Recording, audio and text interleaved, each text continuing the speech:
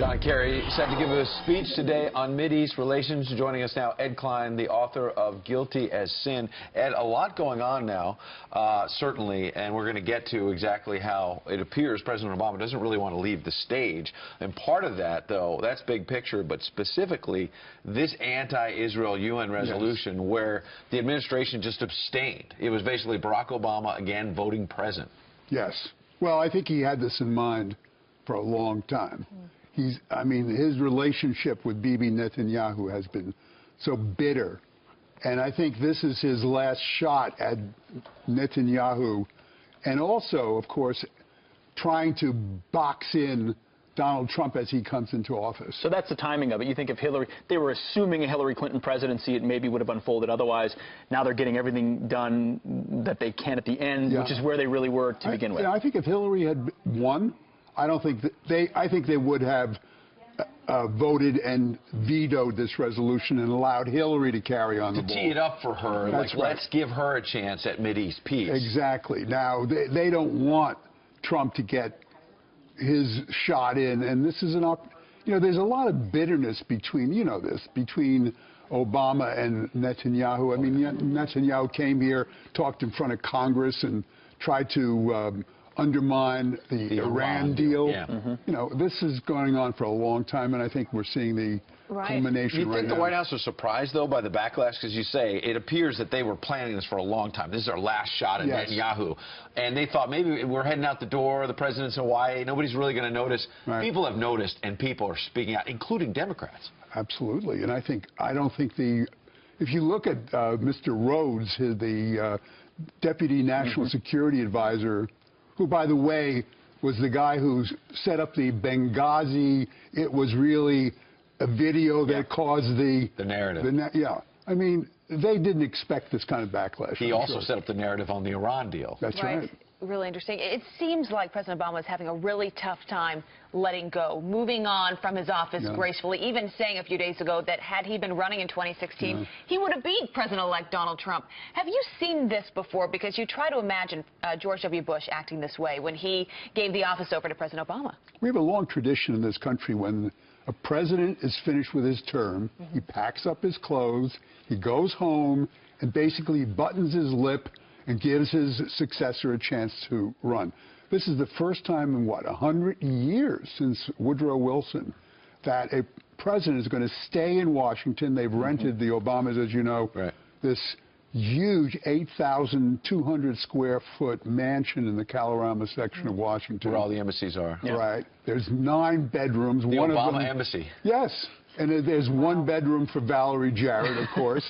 Always is. And they've been talking behind the scenes, according to my sources, about setting up essentially a shadow government. So you say, and I've heard you talk about that, and some of the outside organizations that would assist on that. What issues, what areas do you think they would focus on the most? I mean, where are they going to try to preserve the legacy or fight back against the President-elect Trump?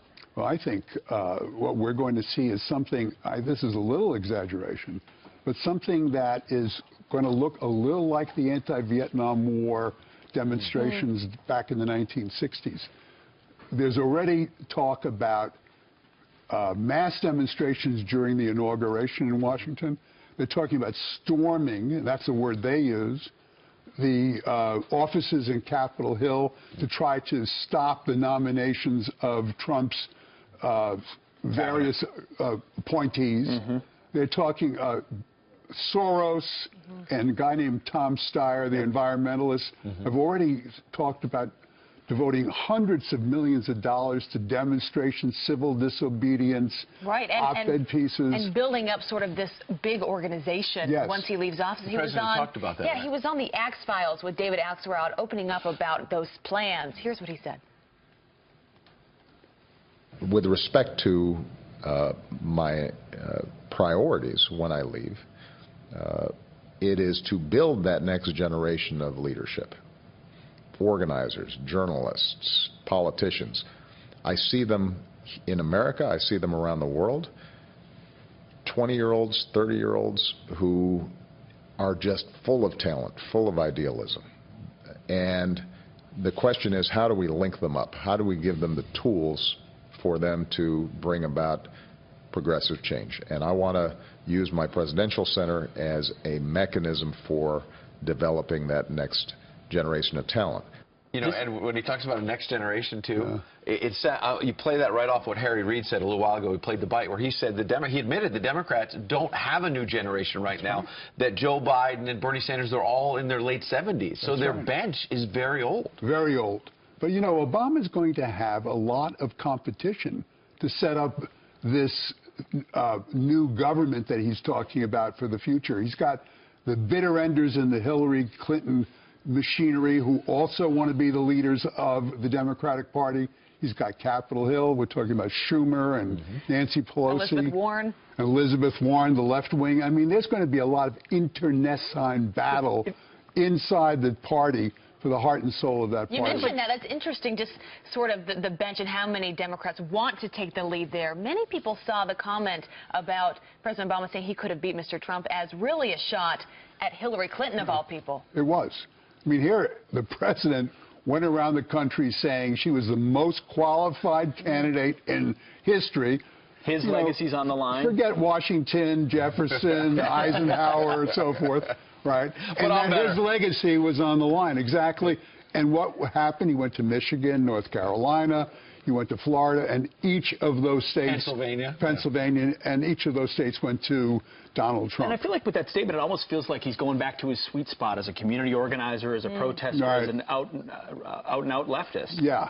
Well, he's always been there. Always been there. I mean, that's exactly, we're going back to where he was when he first took office. Exactly.